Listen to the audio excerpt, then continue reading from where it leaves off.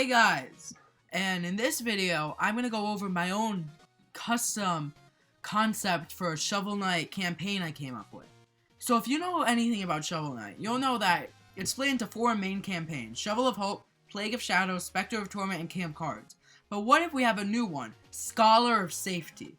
This will center around Percy the horse, one of my favorite Shovel Knight characters, and it will be all about his quest to save the world.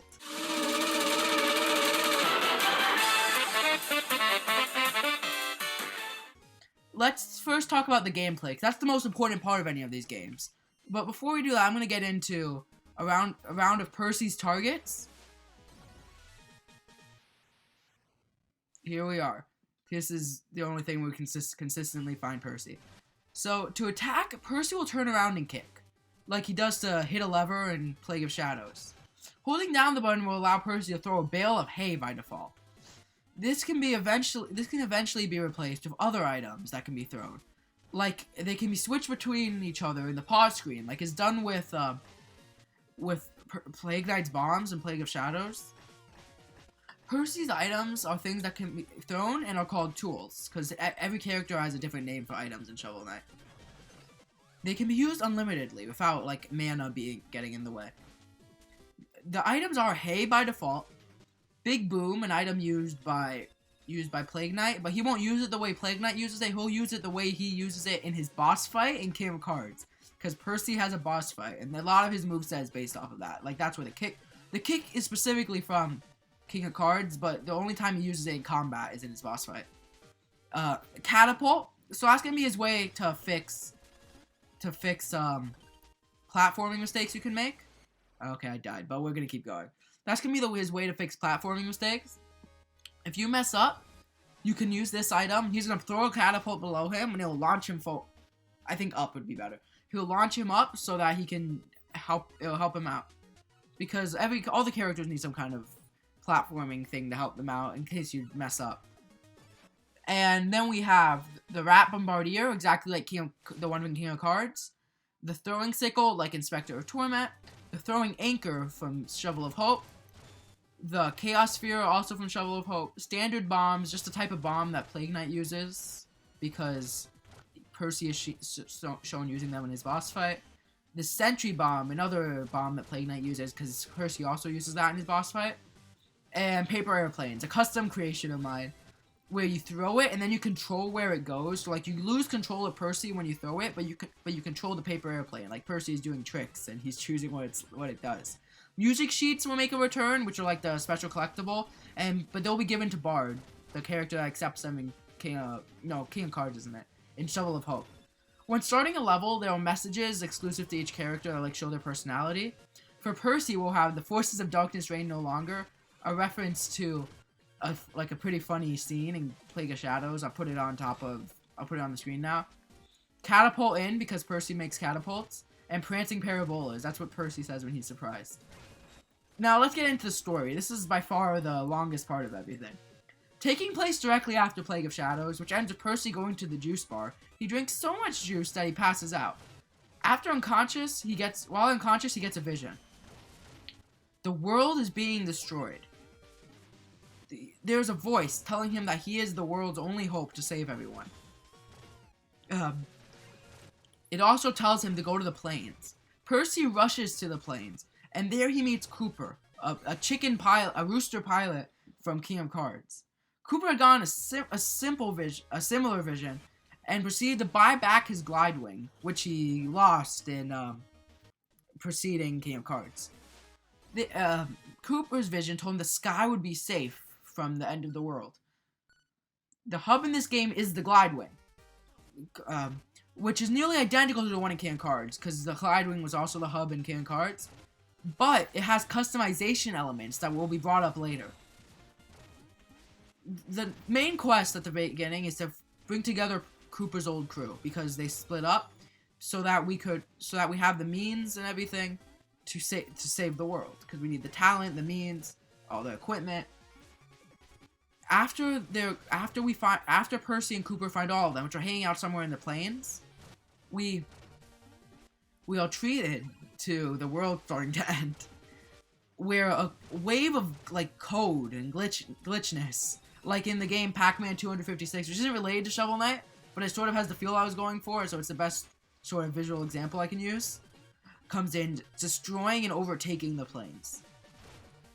The team figures out that they must pick up other land onto the ship and attach it with a rope, flying around with it attached, in order to save it and its inhabitants. The next stop is Shovel Knight's house, which we know is towards the beginning of the plains, because that's where Shovel Knight starts his journey in Shovel of Hope. And in Shovel Knight's house, it's quite obviously Shovel Knight and Shield Knight. The duo will agree near instantly, citing that Shovel Knight can sense that you have honest resolve. He even says that you have followed the code of chivalry. The entire area of land around the house, as well as the house itself, is picked up and put into part of the ship. Doe, a member of Cooper's crew, make sure to point out that other people won't be as easy to convince. The next stop is the village. The residents of the village are going to be easier to convince than others due to the fact that they see Percy as a hero. Percy must still complete requests to further gain their trust, however. This is how the gameplay will work. NPCs will ask you to do something, and you have to complete their request by playing through a level. The levels will end with a catapult that launches Percy back to the Glidewing. Their length would be like King Knight stages, which are shorter than the other characters. There is no world map, and levels are not replayable for now. We'll get into that later. So after completing the village quest, the village is picked up on this ship. This includes the underground bar and the room next to the underground bar, but not Mona's hidden room. We'll get into that later. Cooper will mention that we can now choose the arrangement of the ship. Each village settlement has multiple different screens that it's made up of. Some only take up one, like Shovel Knight's house, since it only houses 2 people in one house. But the village takes up multiple. I believe the village has 4 or 5. And we'll be able to choose the custom order of them, as long as it fits a couple guidelines. Well, they'll each have vertical connectors and horizontal connectors. So you'll choose, so let's say if the village itself has like a vertical connector that brings it up, that makes it so that there's a higher up section, you're allowed to connect whatever you want on that side. So it's sort of like, I guess, the dungeon creation mechanic in Link's Awakening remake.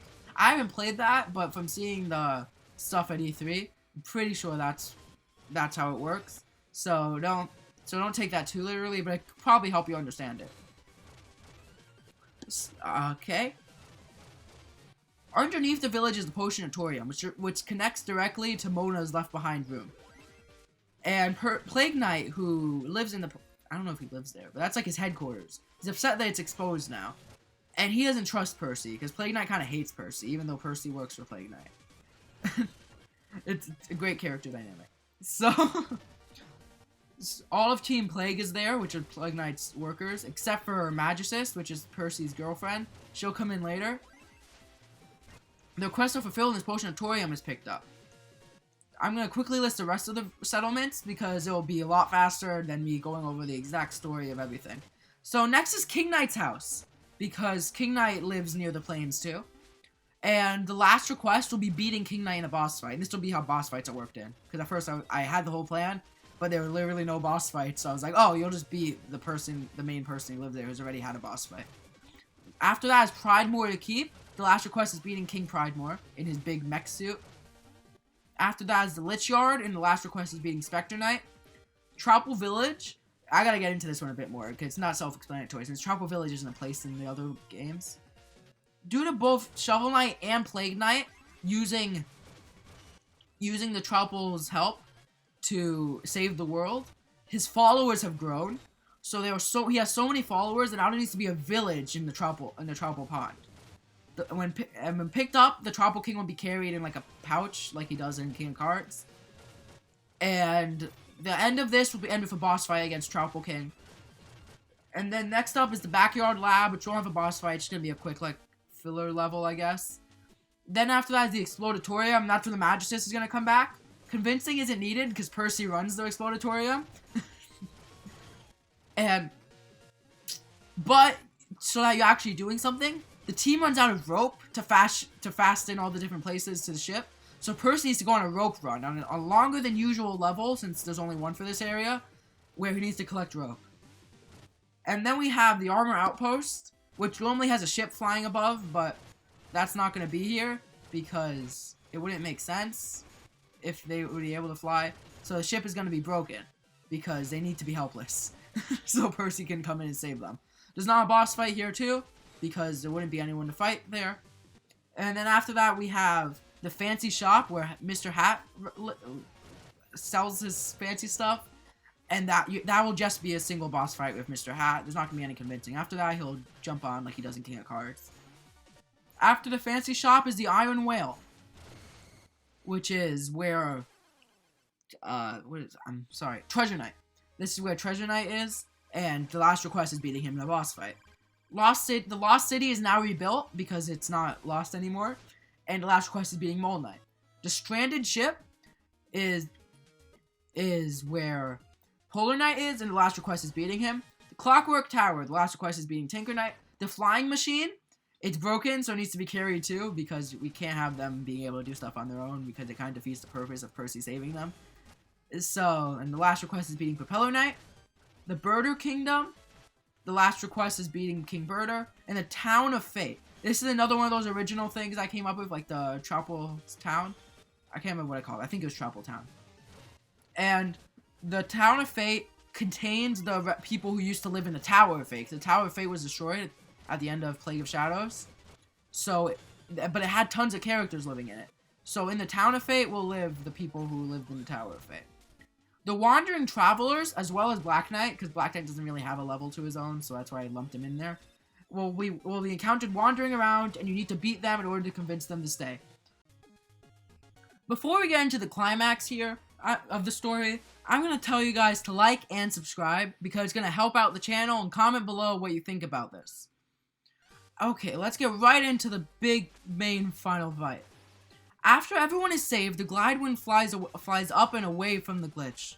A gigantic beetle, which are bug enemies in Shovel Knight, flies out of the glitch. This battle takes place on the Glidewing.